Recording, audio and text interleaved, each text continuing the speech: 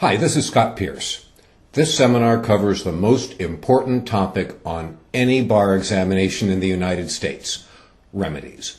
Remedies easily is the most important subject on the California bar in particular. As you've already seen, remedies issues are at the heart of torts and contracts and real property. And you are going to see remedies issues on just about every other topic that the bar exam covers. Remedies are central to resolving disputes, and that's why we're going to have a separate seminar on this topic.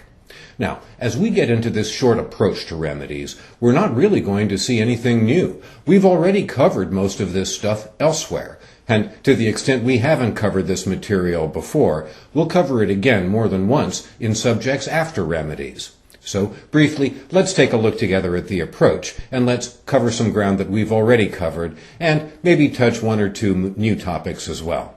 We've already gone over damages quite a bit in both torts and contracts and property. Damages break down, basically, into compensatory and punitive damages. In torts, compensatory damages make the plaintiff whole. Punitive damages punish the defendant and serve to make an example of him in the eyes of others. In contracts, the damages issues are a little bit more technical. Punitive damages are not available in the absence of fraud. And remember, fraud basically is a tort theory, not a contracts theory.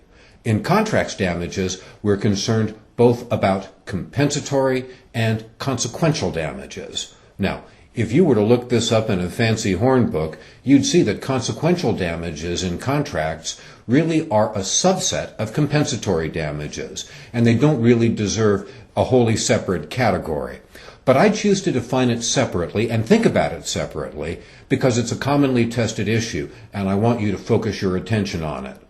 In both consequential and compensatory damages in contracts, our goal is to make the plaintiff whole. We're focusing on injustices suffered by the plaintiff, and we're seeking to reward a monetary figure that would be sufficient to put the plaintiff in the same position that he or she would have been in had the defendant not misbehaved. Damages are fairly straightforward and simple. Restitution can be a somewhat more complicated issue. And here, we can touch on a couple of topics which are not commonly tested on the essays, but which absolutely are fair game. In restitution, we are looking to prevent unjust enrichment of the defendant, as opposed to compensating the plaintiff for some harm that the plaintiff has suffered directly. Typically, we will make restitution in the form of money, and the quasi-contract analysis is the most common one, and it's also the one that by far is the most commonly tested on the essays. There's a pretrial restitutionary remedy that is called Replevin nationally. California law refers to this as claim and delivery. Claim and delivery, or Replevin, is a pretrial remedy that allows the plaintiff to recover specific personal property. It requires a factual showing at a hearing, and often the court will require the plaintiff to post a bond in order to protect the defendant, should the subsequent trial determine that the grant of claim and delivery, or Replevin, was issued wrongfully. And that results in a final allocation of responsibilities between the parties.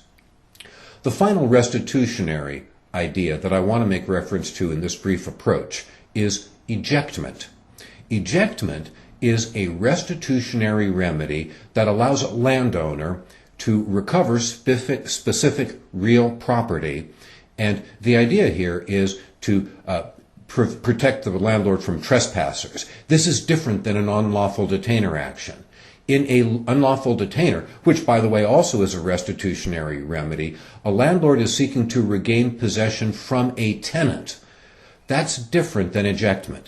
In ejectment, the occupier is more like a squatter or a trespasser, someone who doesn't really have any connection or rights to the property. So ejectment is available to landowners to restore to them complete possession of their real estate.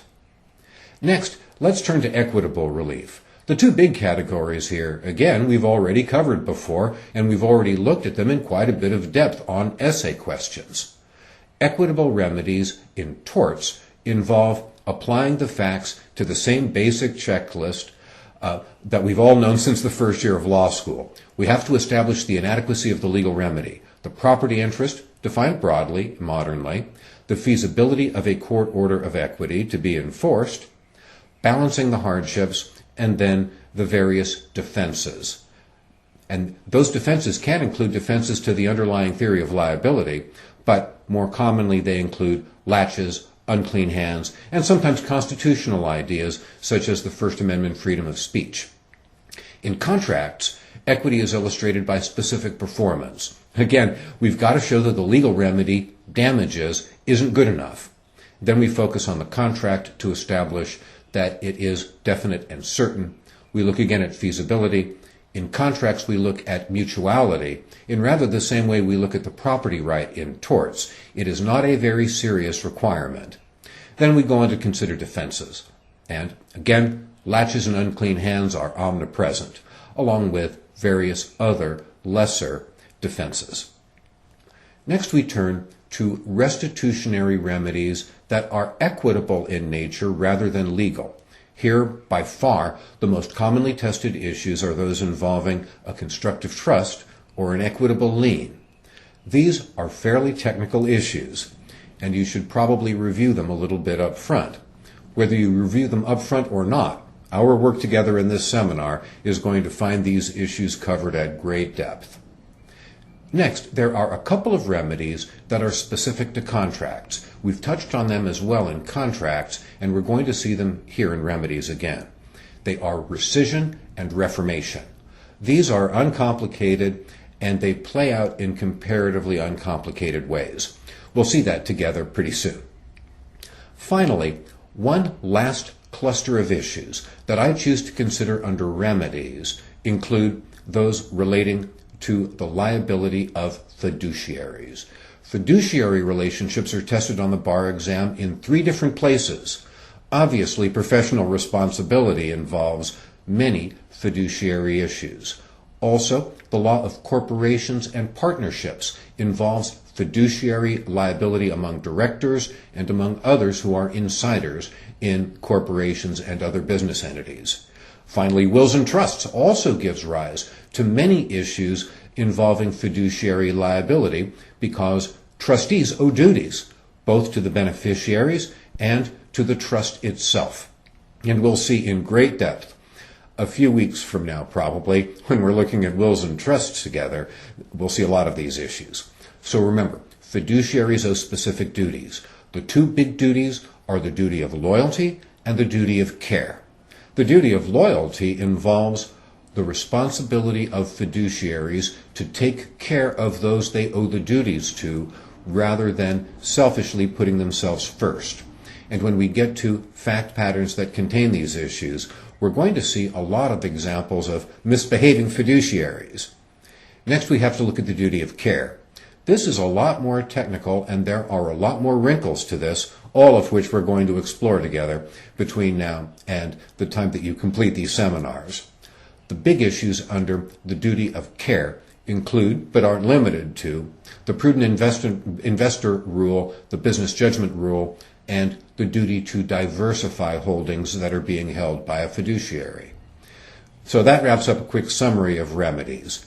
Much of this you've already heard and worked through before, and some of it is relatively new. But next, we get to spend some time carefully examining how these issues play out on California bar essay questions.